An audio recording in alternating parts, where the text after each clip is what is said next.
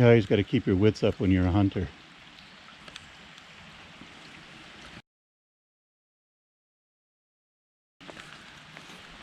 Now, when you've been hunting the sun as long as I have, you sometimes develop a little bit of a sixth sense about when the hunting's going to be good and when it's not.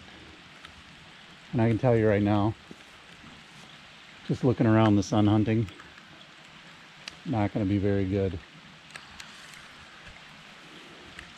But I brought you out here just kind of to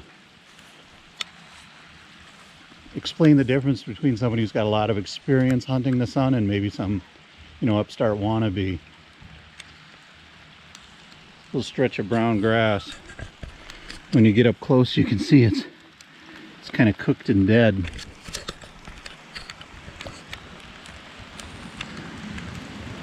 And you may look at that and you go, man, the sun has been through here and baked that down.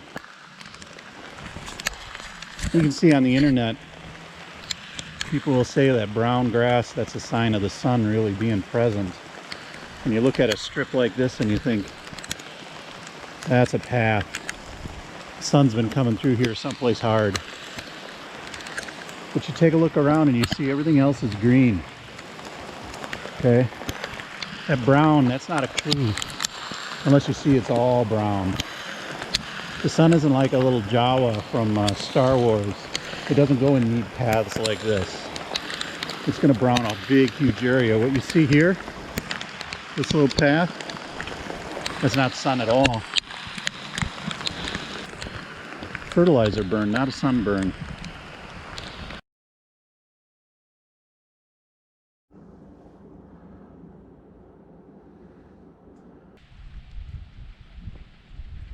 I was supposed to meet Ben out here, do some sun hunting, and he said that 10:30. I don't see Ben. I don't see any sun.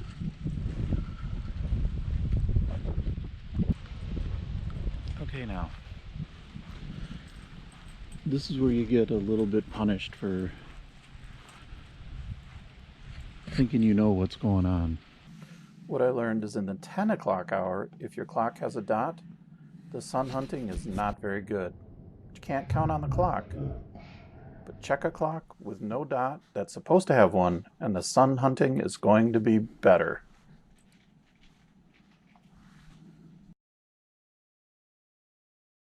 A little bit of SPF 70. Always on standby, you need that just in case. I like to keep a little 50 SPF here in an ankle holster. Remember to get that bad boy out of there before going through airport security.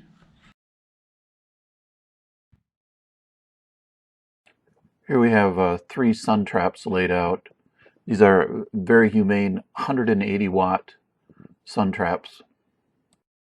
Here we are in my sun hunting blind. A nice thick roof, not give my position away. I've got safety on, or I've got the main switch off. Always got to work with your safety off till you're sure of your target. I'm getting pretty sure of my target right now.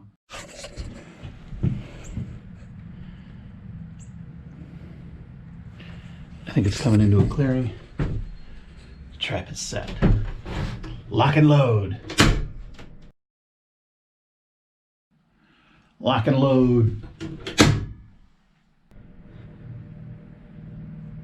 Captured.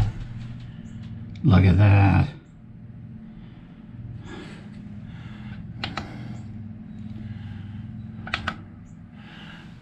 We are pulling in 2 amps, 1.9. It's just on the edge of the clearing.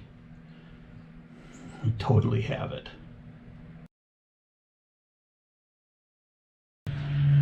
Well, here's my setup. I've got a solar charge controller. I've got a safety switch. I've got a 48 volt converter. I have an Ames Power 1500 watt power inverter. to go from 48 volts DC to 120 volts AC. But where is the power going to when it goes into batteries?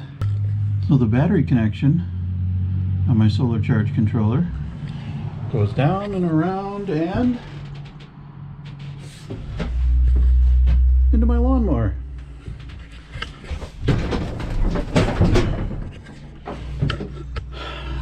My lawnmower is my 48 volt battery pack. So while the charger's on, it's managing the voltage in my lawnmower. So when society collapses, as it inevitably will, I will be the one with the well-mowed lawn. And so will the people down the street with the sheep, and all those hippies with push rotary mowers. Mine will be better. Sure, you can buy your electricity from a utility, all processed with substations and raised voltages and lower voltages, step-down transformers, big long wires stretched across the countryside, subjecting you to RF interference that, you know, really most people should have surge suppressors to protect them, their electronics. But once you've been illuminated by electricity that you've caught and harvested yourself, you really understand what a pure sine wave is all about.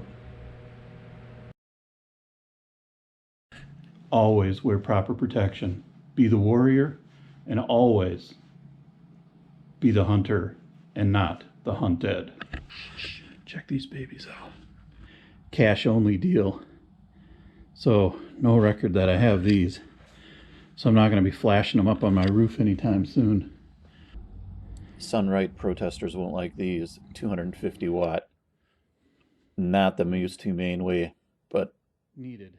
guaranteed to get some sun. We will have some power. Just for emergency backup purposes.